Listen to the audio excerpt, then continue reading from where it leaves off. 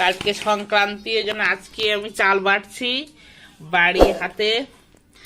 এই যে এগুলো বাটা হয়ে গেছে, আর এখানে আরো বাটছি, আর এগুলো বাকি আছে। তারপর এগুলো মা আবার রোদ দেবে কালকে, তারপরে পিঠে হবে। কেমন পিঠে করে তোমাদের দেখাবো, চলো দেখতে থাকো। চাল এখানে বাটা হয়ে গেছে, মা রোদ দিয়ে রেখেছে সুন্দর করে, আর আমি এখানে নারকেল কোড়াচ্ছি। এবার মা পিঠে করবে। কড়াইতে মা তেল দিয়েছে, গরম হচ্ছে। আর এখানে আমাদের বাড়ির গোপু সোনার জন্য আগে পিঠে তৈরি হচ্ছে, তারপরে আমাদের জন্য হবে। কেমন হয় দেখি। যে মা বানাচ্ছে গোপুর জন্য মালপোয়া, দুধ দিয়ে সুন্দর করে ব্যাটার করে নিয়েছে, এটা মা আবার বানাচ্ছে। তারপর আমাদের জন্য কি কি পিঠে হবে, সেটা মা পুলি বানাবে, সেটা বানাচ্ছে চালের গুঁড়ো দিয়ে, জল দিয়ে আটা মাখার মতো তৈরি করছে। এদিকে দুধ জাল দিচ্ছে।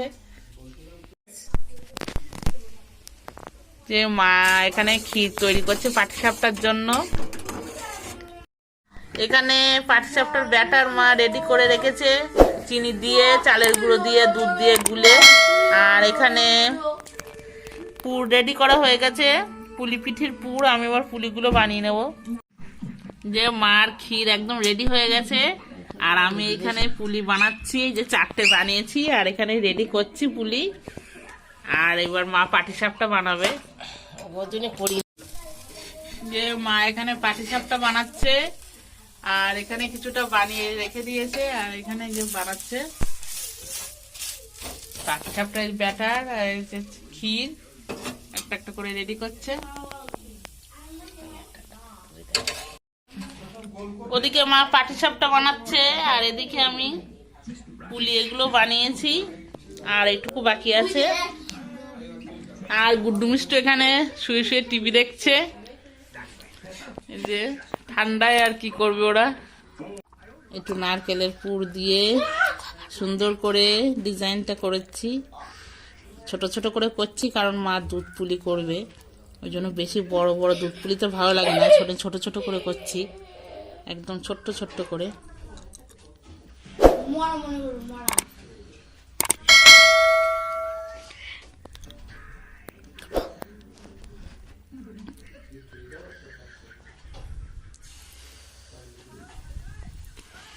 এই দেখো আমার হয়ে গেল একদম পুলি রেডি। এগুলো সব করেছি।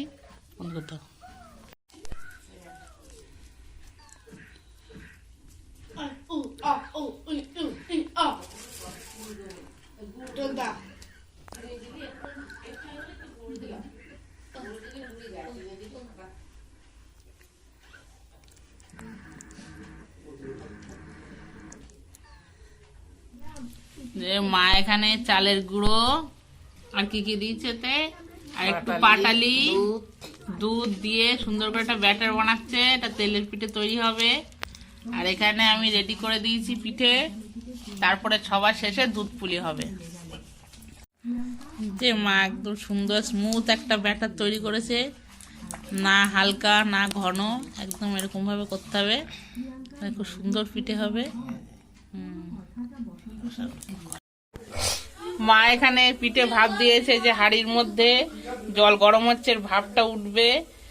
আর এখানে পিঠে মা ভাবে বসিয়ে দিয়েছে, এখানে তেলের পিঠে বানাবে বলে কড়া গরম হচ্ছে, তেল দেবে। দেখো কেমন করে ভাব হচ্ছে, দেখি। কি সুন্দর কি সুন্দর ভাব উঠছে, দেখো। এই ভাবে পুরো পিঠেগুলো সিদ্ধ হয়ে যাবে একদম। আর কিছুটা দুধ পুলি বানালো।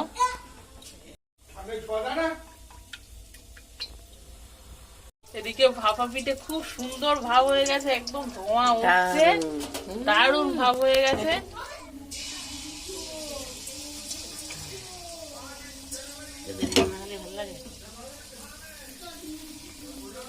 একদম লো ফ্লেমে করতে হবে পিঠে, আস্তে আস্তে আস্তে আস্তে ডিজাইন হয়ে যাবে।